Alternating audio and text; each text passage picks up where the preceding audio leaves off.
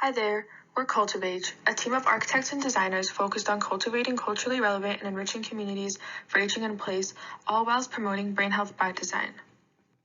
هسه أنا رح أحكي بالعربي حتى أنتوا تحسون بالimmigrants من يجون إلى أمريكا، خصوصاً من يكونوا كبار بالعمر. This is what it feels like to live in a country speaking a language that you do not understand. That's why our story begins with Jibamu, an 81-year-old man who immigrated from Iraq to Ann Arbor to join his family in the U.S. Since his immigration, he has treated his son Codutabin as an anchor for cultural integration. But what happens after he marries and leaves his father? How can Jibamu become his own anchor? He fears spending the rest of his days isolated and deprived of his beautiful heritage. Jibamu yearns for a community that celebrates his vibrant culture while simultaneously fostering aging in place. As an elder, the Arab diaspora has proved to be both challenging and nurturing to his assimilation into the West. Sure, markets are unwalkable, mosques don't exist at every corner, and elders are rarely consolidated by their youth. However, a sense of community is out there and CultivAge pursues it. Our challenge here is to create a sense of community for people with diverse backgrounds like Jibamu in order to promote healthy aging and brain health. We began by exploring Centera Point. The major areas we observed was the community itself, the Ann Arbor District Library, and the Oak Valley Shopping Center. First thing we noticed was that the area wasn't very walkable or accessible, with a lack of street lights, high speed limits, and unreadable signs. The area also isn't very walkable to majority of the places that we think Jibamu might visit, like the nearest mosque or the nearest English learning center.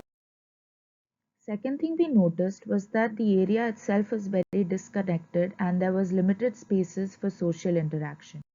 Lastly, we saw that the public spaces were scattered and unappealing, and majority of the happening restaurants or the event spaces within the area predominantly catered to a particular demographic and not necessarily promoted community building. We here have a list of affordances we thought were important for our design. These are divided into affordances for belonging, including affordances for social mingling across cultures, as well as affordances for aging populations in general, such as resting places, good lighting, visual signage, and controlling noise pollution.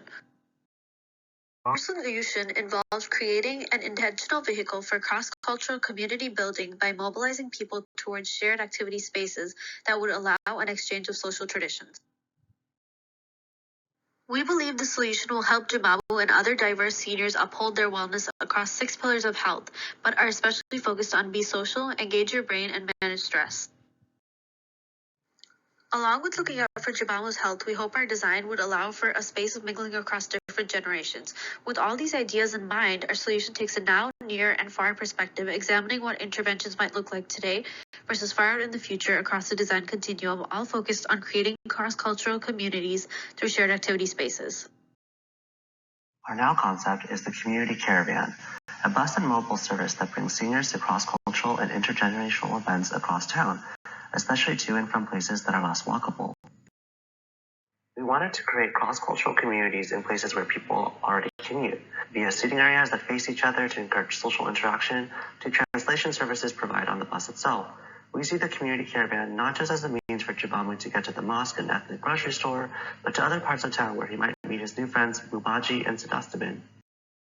Our near concept is a multicultural community center, a one-stop shop location where the community participates in planning activities that traverse cultural and intergenerational barriers. From closed caption foreign films and potlucks to a silent disco with international genres, we see seniors like Jibamu curating playlists for these events or even convening people to see his late wife's favorite movie.